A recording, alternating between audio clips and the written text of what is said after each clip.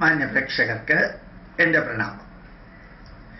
വളരെ രസകരമായിട്ടുള്ള, എന്നാൽ ഒരു തരത്തിൽ നോക്കിയാൽ വേദനാജനകമായിട്ടുള്ള ഒരു ഇൻഫർമേഷൻ അടുത്ത കാലത്ത് കിട്ടുകയുണ്ടായി. കുറേ ഹിന്ദു യുവാക്കൾ, ഹിന്ദു പേരുള്ള യുവാക്കൾ എന്ന് പറയുന്നതായിരിക്കും ശരി, അവര് നമ്മളുടെ ദുരാചാരങ്ങളെ ന്യായീകരിക്കുന്ന ഒരവസ്ഥ. ദേവപ്രശ്നം വെക്കണം, അമ്പലങ്ങളിൽ ആനകൾ നിർബന്ധമായിട്ടും ഉണ്ടാവണം, അമ്പലത്തിൽ വെടിക്കെട്ട് വേണം, വിഭവസമൃദ്ധമായ സദ്യ, അത് അമ്പലത്തിൻ്റെ ലക്ഷ്യവും മാർഗവുമാണ്, അമ്പലത്തിൽ സ്വർണ്ണക്കൊടിമരം വേണം ദേവചൈതന്യം വർദ്ധിപ്പിക്കാൻ, ശബരിമലയിൽ ഉള്ള കുറേ കാര്യങ്ങളെക്കുറിച്ച് പ്രതികരിക്കുക, ഇങ്ങനെ കുറേ കാര്യങ്ങൾ, അശ്ലീല പാട്ടിനെ ന്യായീകരിക്കുക, അത് നമ്മുടെ പൈതൃകത്തിൻ്റെ ഭാഗമാണെന്ന് പറയുക, അതേപോലെ കള്ള് നിവേദ്യം, ഇതൊക്കെ നമ്മുടെ പൈതൃകത്തിൻ്റെ ഭാഗമാണ്, നിലനിൽക്കേണ്ടതാണ് എന്നെല്ലാം പറഞ്ഞ് വളരെയധികം ന്യായീകരിക്കുന്ന ഒരു വിഭാഗം. നമ്മളുടെ കൂട്ടത്തിൽ ദുബായിൽ പ്രവർത്തിക്കുന്ന കുറേ വ്യക്തികൾ ഈ ചെറിയ ഗ്രൂപ്പിന്റെ ബാക്ക്ഗ്രൗണ്ട് നോക്കുകയുണ്ടായി. ചെറിയ ഗ്രൂപ്പാണ്. അതുപോലെ തന്നെ ആ ചെറിയ ഗ്രൂപ്പിൽ ചിലര് ശബരിമല സർവമത സാന്നിധ്യമുള്ള സ്ഥലമാണ്, അവിടെ വാവരുടെ പള്ളി ഉള്ളതുപോലെ തന്നെ ഒരു ക്രിസ്ത്യൻ പള്ളി കൂടി കൊണ്ടുവരണം, അപ്പോഴേ അത് പൂർണ്ണമാവുകയുള്ളൂ. നിലയ്ക്കൽ അങ്ങനെ ഒരു പള്ളി വരാൻ പോയതാണ്, അത് ഒരു വിഭാഗം സംഘികൾ RSSകാരാണ് എതിർത്തത്.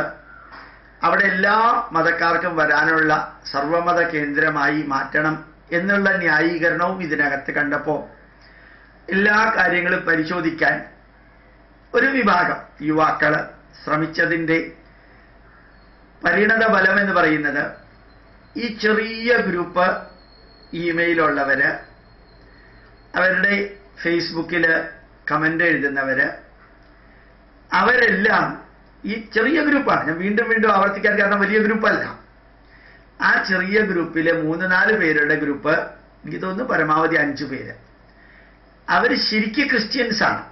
അവരുടെ ഫോട്ടോയിൽ ഒറിജിനൽ പേരുകളും ബാക്കിയുള്ളതും ഡീറ്റെയിൽ സെർച്ച് നടത്തിയപ്പോൾ ക്രിസ്ത്യൻസ് ആണ്.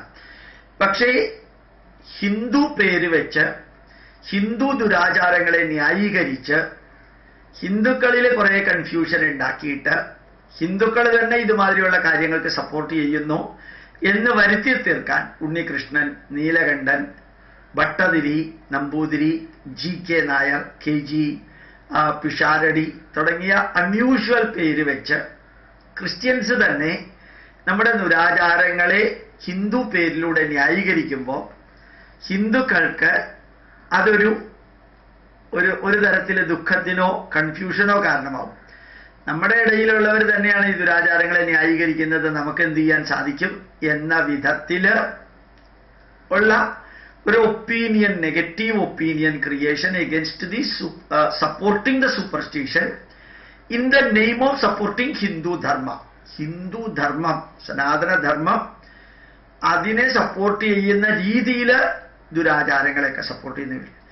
ഒന്ന് നമ്മളെല്ലാവരും മനസ്സിലാക്കാനുള്ളത്, മനസ്സിനും ശരീരത്തിനും കുടുംബത്തിനും സംസ്കാരത്തിനും സമൂഹത്തിനും രാഷ്ട്രത്തിനും സർവചരാചരങ്ങൾക്കും സ്ഥിരവും ശാശ്വതവുമായ നന്മ വരുത്താനുള്ള ആചാരങ്ങളിൽ ദുരാചാരങ്ങളും അനാചാരങ്ങളും, ദൂഷ്യഫലങ്ങൾ ഉളവാക്കുന്ന ആചാരങ്ങൾ, ദുരാചാരങ്ങൾ, ഇന്നത്തെ കാലഘട്ടത്തിൽ ഒരു കാരണവശാലും ആവശ്യമില്ലാത്ത ആചാരങ്ങൾ, അനാചാരങ്ങൾ, ഈ അനാചാരങ്ങളെ ന്യായീകരിക്കുന്ന ഹിന്ദു പേരുള്ള ഫേസ്ബുക്കിൽ കമന്റ് എഴുതുന്ന, യൂട്യൂബിൽ കമന്റ് എഴുതുന്ന, ഇമെയിലിലൂടെ കമന്റ് അയക്കുന്ന, ബ്ലോഗിലൂടെ കമന്റ് തരുന്ന കുറേ വ്യക്തികൾ, അതിൽ ക്രിസ്ത്യൻസും ഉണ്ട്, മുസ്ലിംസും ഉണ്ട്, സ്വാഭാവികമായിട്ടും ഹിന്ദു പേരുള്ള ഹിന്ദുക്കളും ഉണ്ട്.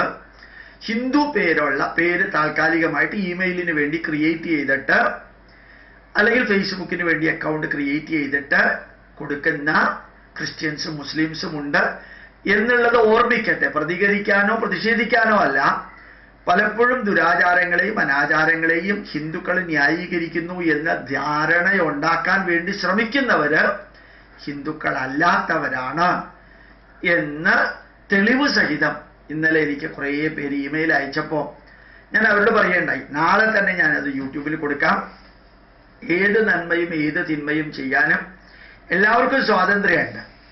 പറ്റിക്കാനും വെട്ടിക്കാനും ചതിക്കാനും വഞ്ചിക്കാനും സ്വാതന്ത്ര്യമുണ്ടോ ഇല്ലയോ എന്നുള്ളതൊന്നും എനിക്ക് അറിഞ്ഞുകൂടാ.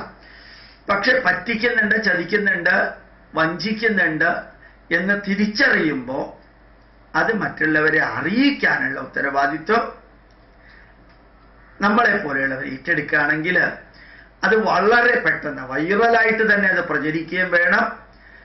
പല ദുരാചാരങ്ങളെയും അനാചാരങ്ങളെയും ന്യായീകരിക്കുന്നത് ഹിന്ദുക്കളല്ല, ഹിന്ദുക്കളുടെ പേര് വെച്ചുകൊണ്ട് മറ്റു മതത്തിലുള്ളവരാണ് എന്നറിയട്ടെ. പണ്ട് സക്കീർ നായിക്ക് ഈ മുസ്ലിംസിനെ നമ്പൂതിരിമാരുടെ വേഷം കെട്ടിച്ച് അവർക്ക് വേദം പറഞ്ഞു കൊടുത്ത് അവര് ഇപ്പോഴാണ് വേദത്തിന്റെ അർത്ഥം മനസ്സിലായത്, ഞങ്ങൾ ഇസ്ലാം മതം സ്വീകരിക്കാൻ തയ്യാറാണ് എന്ന് പറയുന്ന വീഡിയോ കാണിച്ചപ്പോൾ ഒത്തിരി ഹിന്ദുക്കൾക്ക് സംശയം ഉണ്ടായിരുന്നു. ഇത്ര പെട്ടെന്ന് നമ്പൂതിരിമാര് 2, 3, 4, 5 ചോദ്യങ്ങൾ ചോദിച്ചതിന് ശേഷം ഇവർ ഇസ്ലാം മതത്തിലേക്ക് പോകുമോ സംശയം ഉണ്ടായിരുന്നു. വേറെ ചിലർക്ക് സംശയം ഉണ്ടായിരുന്നത്, വേദത്തിന്റെ അർത്ഥം ഇപ്പോഴാ മനസ്സിലായതെങ്കിൽ വേദത്തിൽ തന്നെ തുടരുകയല്ലേ വേണ്ടത്, വേദം ഉപേക്ഷിച്ച് വേറൊന്നിലേക്ക് പോവാണോ ചെയ്യേണ്ടത്? എൻ്റെ അമ്മയോടും അച്ഛനോടുമുള്ള ബഹുമാനം അതെനിക്ക് ഇപ്പോഴാണ് പ്രകടമാക്കാൻ സാധിച്ചത്, അതുകൊണ്ട് ഞാൻ എൻ്റെ അച്ഛനെയും അമ്മയും ഉപേക്ഷിക്കുകയാണെന്ന് പറയാൻ പറ്റുമോ? പ്രകടമാക്കാൻ സാധിക്കുന്ന നിമിഷം മുതൽക്ക് കൂടുതൽ ബന്ധം വരികയല്ലേ വേണ്ടത്. ഇപ്പൊ റിവേഴ്സായിട്ട് കാണിക്കുന്നത് പലതും തെറ്റായിട്ടുള്ള പേര്, തെറ്റായിട്ടുള്ള വ്യക്തികൾ, തെറ്റായിട്ടുള്ള വരികൾ, തെറ്റായിട്ടുള്ള വീക്ഷണങ്ങൾ ഉണ്ടാക്കാൻ വേണ്ടി മറ്റ് മതസ്ഥരും ഹിന്ദുക്കളിൽ തന്നെ വ്യത്യസ്ത രാഷ്ട്രീയ പാർട്ടിയിൽപ്പെട്ടവരും വീക്ഷണമുള്ളവരുമാണെന്ന് ഓർമ്മിക്കാൻ നമുക്ക് സാധിക്കട്ടെ. പ്രണാമം, നമസ്കാരം.